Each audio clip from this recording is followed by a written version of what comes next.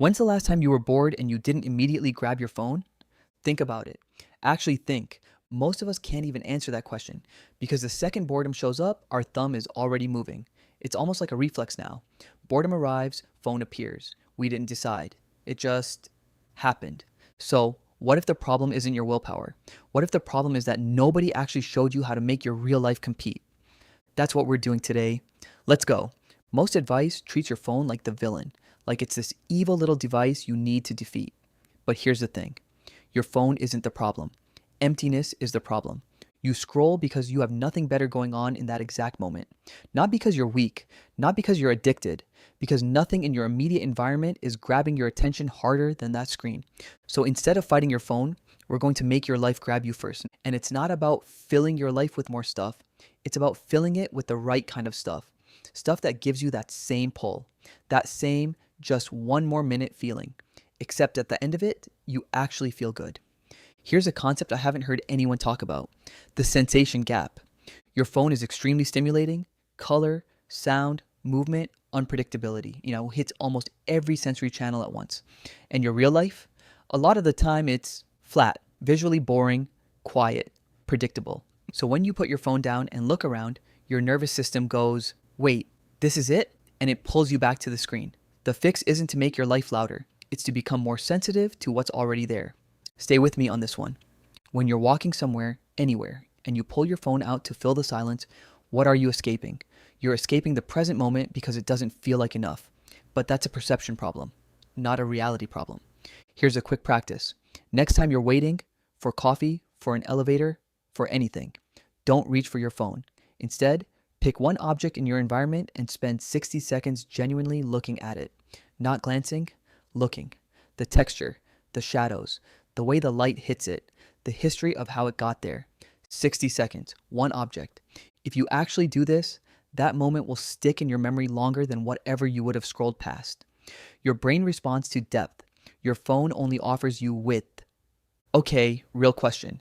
Do you have a list? An actual, physical, or mental list of things you genuinely want to do? Things that aren't work, aren't chores, aren't obligations? Because here's what most people don't notice enough. And that's not laziness. It's just that nobody taught us to take our own enjoyment seriously. We plan vacations, we plan weekends, but nobody sits down and goes, what do I actually find fascinating? What would I do for 3 hours if nobody was watching? So, right now, not later, I want you to think of 3 things.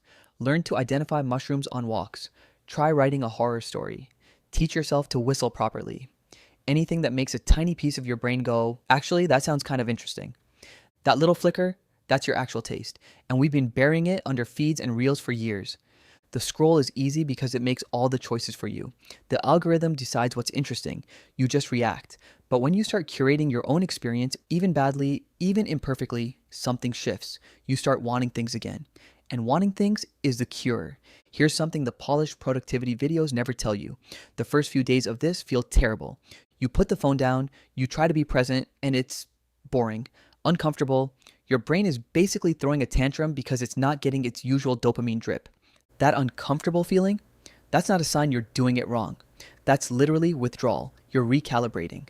And it passes. The trick is to have something ready to catch you when the boredom hits. Not a massive project. Something tiny. Something you can pick up and put down in 5 minutes. So here's the suggestion. Keep a boredom kit somewhere visible. It can be a notebook, a cheap puzzle, a deck of cards, a book you're mildly curious about. Anything that requires a tiny bit of you, just enough to pull focus, because the scroll wins in the gap. When there's nothing in front of you and your brain needs something, close that gap with something real and the phone loses before the battle even starts. Last thing, don't try to stop scrolling. That's a negative goal. You're fighting against yourself. Instead, start building a story about who you're becoming. I'm someone who makes stuff. I'm someone who notices things. I'm someone who actually does the random thing they thought about. Every time you put the phone down and pick up the notebook, or go outside, or learn the weird thing, you're casting a vote for that person. And eventually, that person is just who you are. Not because you white-knuckled it, because the evidence stacked up. Your life becomes interesting because you decided to treat it like it is. And then one day, you'll realize you haven't scrolled in 2 hours and you didn't even notice. Not because you ran out of things to scroll, because you ran out of time. That's the goal. Not restriction, fullness. Start with one thing today, the boredom kit, the 60-second look, the list of 3, pick one. See what it does to the rest of your day.